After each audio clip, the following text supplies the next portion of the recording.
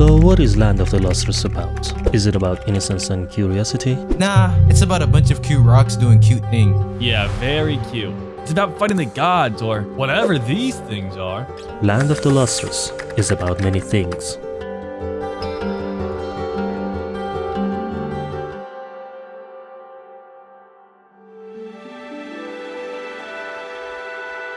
Land of the Lustrous is a Japanese manga series written and illustrated by Haruko Ichikawa, and it is published by Kodansha. An anime adaptation in 2017 was produced by Studio Orange. Studio Orange is most famous for their unique usage of CG in animes like Beastars and their most recent and critically acclaimed anime, Trigun Stampede. So yeah, Land of the Lustrous has a CG anime, and before you complain about CG, I have to say on God, it is one of the most beautiful CGs I've personally seen. I mean, come on, it's Studio Orange we're talking about here. Land of the Lustrous is about a post-apocalyptic Earth set in a future where humans no longer exist, but instead, over vast stretches of time, a new race of sentient life forms emerged. Immortal humanoid jewels. Yes, rock anime girls. When people say this manga is a gem, they actually mean that the characters are literal gems. You know how it is in Japan. They love turning anything and everything into cute anime girls.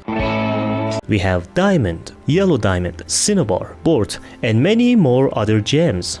But the story revolves around Phosphophyllite. Phosphophyllite is said to be one of the weakest of the jewel people, with a hardness of 3.5, and in comparison, a jewel like Diamond or Bort has a hardness of 10, which is the highest it can get, and this hardness kinda acts like a power system in this world. The harder a rock, the stronger it is, so Phos is not suitable for battle. Did I say battle? Yeah, these jewels have nothing to do in this world other than fighting and defending themselves against these creepy godlike figures called Lunarians. You might be confused right now, and I get it, there's a lot to unpack here. The world of Land of the Lustrous presents the audience with a lot of mysteries and questions. Who are these jewels? Why do they look so much like each other to the point that I can't fucking distinguish them in the manga? What is this island? Who are the Lunarians? Why are they attacking these cute gems? And why there are so many references to Buddhism? In an interview with Haruko Ichikawa released in 2016, Ichikawa says that she writes manga to explore topics around the meaning of humanity and to question what makes us human.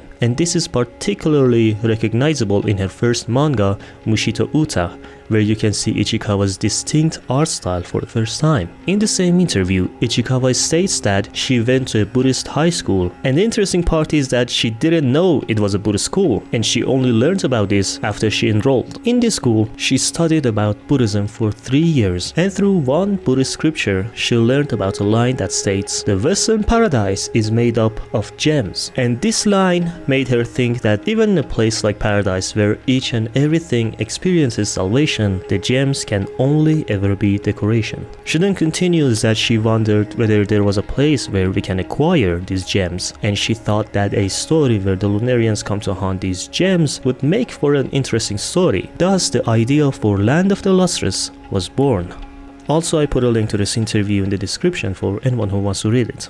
Land of the Lustrous is about a coming-of-age story. We soon learn about Phos's insecurity about their usefulness. They are useless because, as I said before, they can't fight. They're fragile. And because of their clumsiness, they also can't help in other tasks. Also, these rocks are genderless, so I refer to them as they. Phosphophyllite has a very beautiful color. The type of color that Lunarians really like. They are pretty but not suitable for battle. So the frustration of being useless starts their journey to find something, anything that they're good at, which leads to their transformations. You see, in this world, the gems are immortal. Sure, they can break, but this hot dummy mummy doctor can stick them back together. Also ignore the part about dummy mummy doctor, that was a mistake. However, their memories are restored in their physical bodies. For example, if they lose a leg or an arm, they will lose some part of their memories as well. That's what's scary about being a gem. Like, you imagine if you're immortal, you'd have no fear of death, which by the way these gems don't, because death is simply not a concept to them. But death for them comes with abduction. If you get captured by the Lunarians, you're basically no better than being dead, because none of the previous gems came back when they got caught by the Lunarians, and we have no idea what happened to them. So getting abducted by Lunarians is a big no-no. This means that even if they're technically immortal, they can still have a fear of death. And the worst part is that death for them is not only by getting abducted by Lunarians, it can also happen by losing your parts and essentially losing your identity. You see, after an unfortunate rough event, along with some kind of weird chemistry mumbo jumbo, Phos gets a new pair of legs. Better legs. Phos has improved now. They can run faster. Maybe Phos really is special.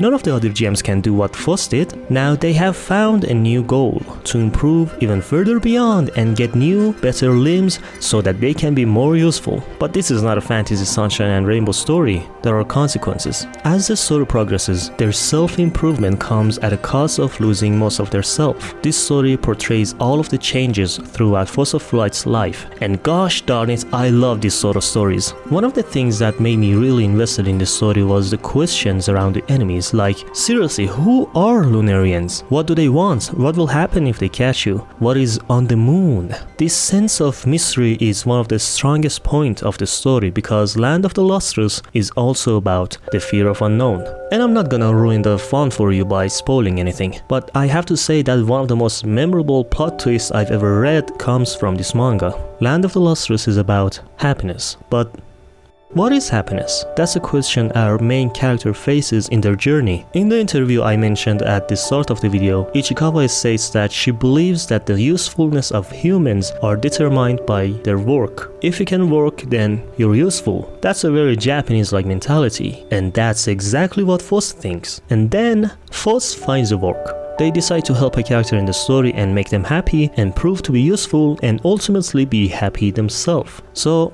maybe that's just it. We should help anyone we can because others' happiness makes us happy. And that's exactly what Phos thinks. In the story, Phos does so much more just to make other gems happy. And because of that, Phos reaches a point where they have to throw out their own happiness for the sake of others. But is that really true?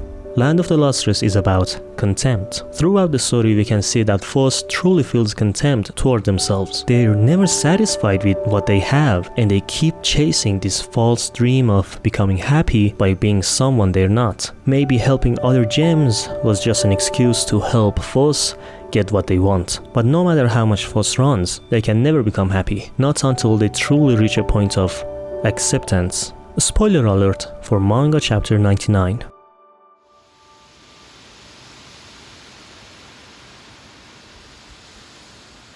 Hey! Hey!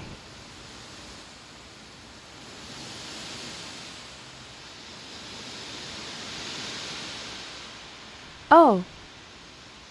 I've been here for a while. I'm glad you came along. You don't have any human in you. I'm assuming you are a new rock-based life form, and you've acquired your own form of language. But you can't move in that form. I will first make it so that you can move. Oh, no, it's fine. But it would be very convenient. You can go anywhere you wished. It might be the difference between us, but I'm good where I am. Then, how about being able to see as I do? I can accurately count the asteroid around Saturn.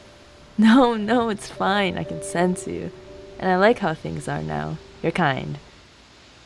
I have nothing to complain about. I may not be perfect to you, but I'm plenty good enough to myself. Now I understand.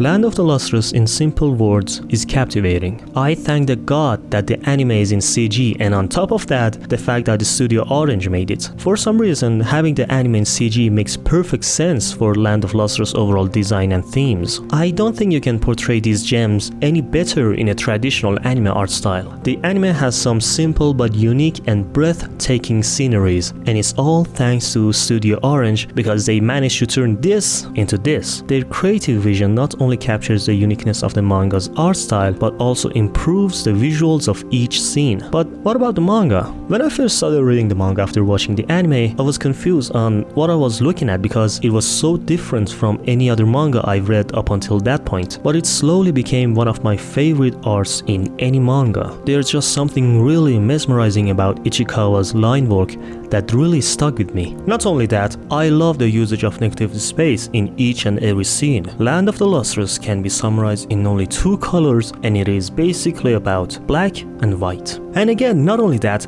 I love the paneling of the manga as well. There's a very good video on YouTube that goes more in depth about the manga's art style, and it is Utilizing Negative Space by Lines in Motion, one of my favorite channels. There's a chapter in the manga where multiple pages have just pure black panels. This might feel really strange without knowing the context, and might get even weirder by knowing that the manga has been on multiple hiatuses. But I feel like even the multiple year-long hiatuses were also intentional, and they served the story well. But I don't know, maybe I'm reading too much into it. But after all this yapping, I have to admit that it's really hard to summarize Land of the Lustrous in only one word. Sure, it is about the meaning of humanity, even though none of the characters are human, or how it's about salvation, and later in the story we find characters who are looking for it, or how it's about fossilites growing and transforming as a gem. And it's about identity. It's about flesh, soul, and bone. It's about death and immortality, and it's about fear of unknown and not knowing what would happen next. Hell, Land of Lustrous is about bunch of cute rocks, and it's about a philosophical story. Land of the Lustrous is about many things.